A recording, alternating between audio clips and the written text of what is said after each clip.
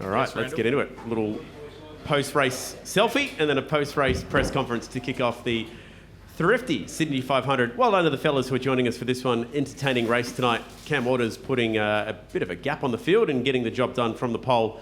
So we'll start with our man in the middle, and I'll open it up after we get started here to our journos in the room. Beautiful way to start the championship. Leading the championship as well, which is pretty cool. So have you ever started a championship quite like that before? No, I haven't. Last year I had wheels falling off, I was crook, it was pretty bad, so obviously awesome to be able to start the championship like that, and you know, my car was so good, so yeah, massive thank you to my whole team. Awesome to get my first win of 2025. I come close in a couple of sprint car A's, but never quite got it done, so good to get my first win.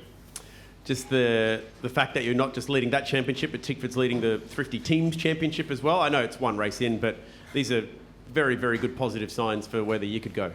Yeah, obviously it's just one race and it's not a full points race either, but you know, it's great. We had fast cars tonight, even in qualifying, and it was great for Tommy to get on the podium with 55. So great way to start the year and the weekend. We just got to make sure we keep converting them.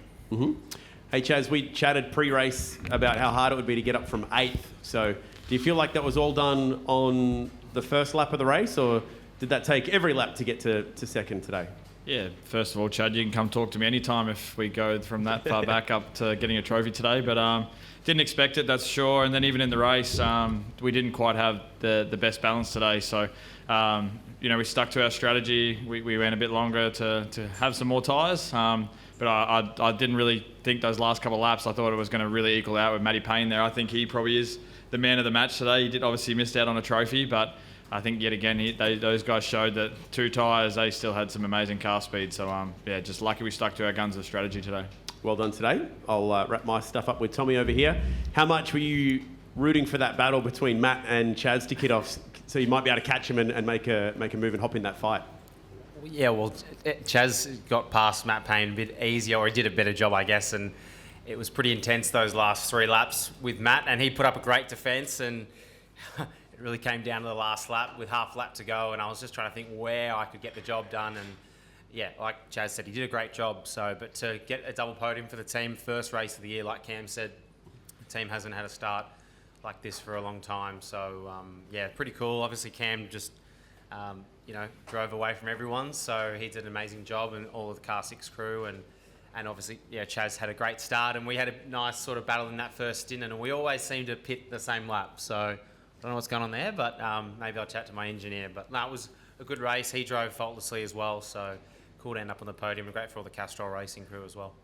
Nicely done. I'll open it straight up to the journos in the room. Gents, the tyre has been a talking point in the off-season. There was some good racing, especially between Chaz and Thomas and Matt. Can we get your thoughts on the new compound and how it raced and your limited experience? And Cam as well up front.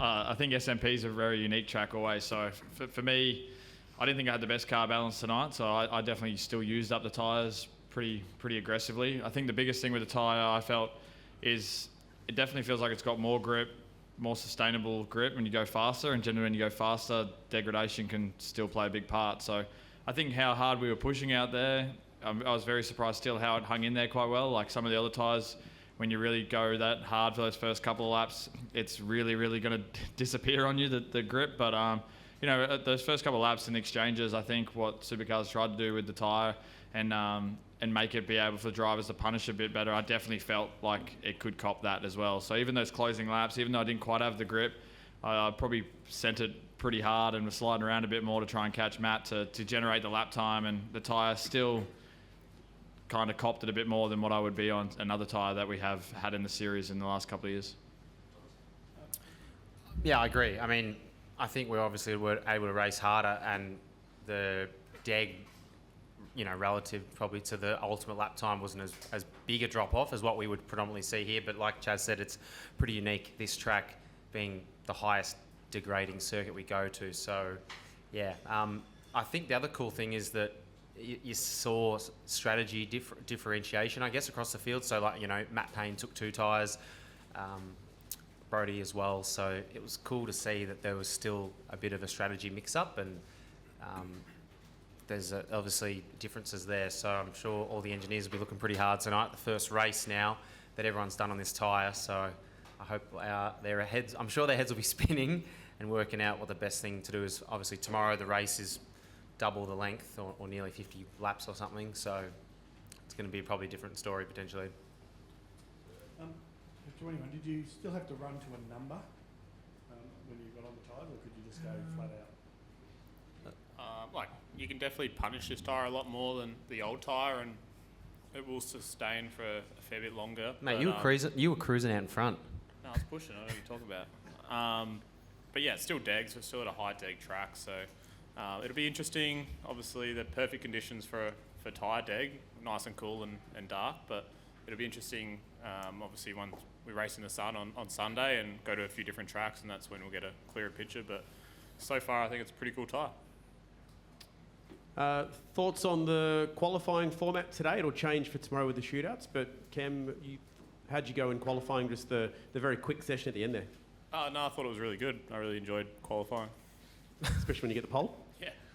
Chaz, your thoughts on that format today? It was, something definitely different. So, for us, we chased our tail a bit this weekend and trying to be aggressive. But I was glad once I got through into the top 10, and then I thought I was probably pretty lucky, to be honest, in the 8-minute part 2 quali, because if it was top 10, I would have definitely just been 10th. So I had to trundle around and go for a second lap. So I didn't mind that. And obviously tomorrow it's different, it changes, and I think change for us keeps us on our toes. If it's always the same structure, you'll still see Cam Waters always get pole, so we need to keep him, on his toes, and hopefully we can jag one from him. One practice session, straight into quali, straight into race. That sounds like a night at the Speedway, Cam. Is that format helping you out, maybe? Yeah, still way too much practice compared to the Speedway, but no, I really enjoyed it. Short and sharp, and I think a lot of the time we probably practiced a little bit too much. But the only other thing was, we've probably got less test days, but we don't have enough tyres. So I found on Wednesday, till probably 2 o'clock, I was wasting my time until we put a good tyre on. So all for less practice, but when we do go testing, we need to make sure we've got a good tyre bank. Mm-hmm. Practice felt a little bit odd, just from maybe a spectator point of view, in terms of the quickest times were straight out the gate. We didn't really see anything for the last half hour, and then also the Q2, the fastest times were set quite early on as well, which is sort of a change of pace from what we're used to. Just sort of get a bit of a read on the session. It did just sort of feel a little bit out of the ordinary. Q2? Q2 and practice. It's just whenever someone puts a tyre on, really. So Q2, you find just everyone went out at the same time on a tyre, and that's when everyone did it. So I kind of thought in qualifying a few people would have gone at the start and a few more would have gone at the end, but everyone did the same thing. You mean like the auto mix up from like practice and what do you mean, the like format? form guide and a little bit like that? I think even this weekend it feels like anyone can really do a time. It's just hard around here. Like mistakes can happen. You cost yourself 2 or 3 tenths, and you could be 15th and not really show where you are. So like I didn't watching practice into qualifying. I thought there was like going to be some really fast cars, and some guys had a bad session. So I think it's sensitive where the cars are. You're trying to learn a new tyre, and you come to one of the toughest circuits. I think it's you can miss the mark by the smallest amount and be nowhere, or you can just find it somehow. So it's just really sensitive around here. We'll see the new refueling go on tomorrow, Cam. Your thoughts on how that might play out? It'll be cool. Something different.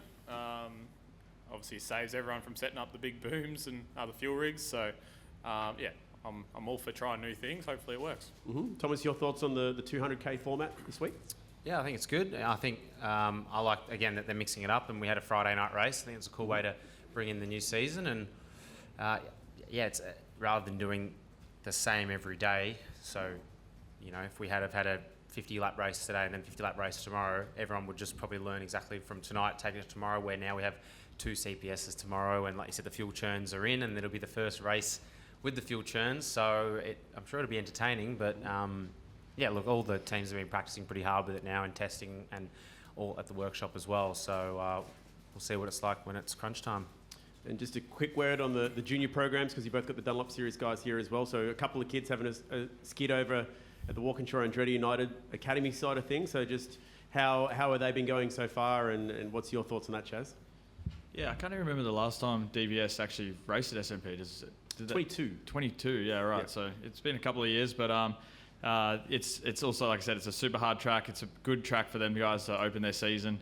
But they're in the Glory Gen 2 cars, a lot of downforce, hard tyre. So, yeah, they're sending it, and I wouldn't be surprised where they come up on the times as well. But the junior guys, speaking to a little bit to them today, I think they had a bit of a mixed bag of results, getting their head around the car.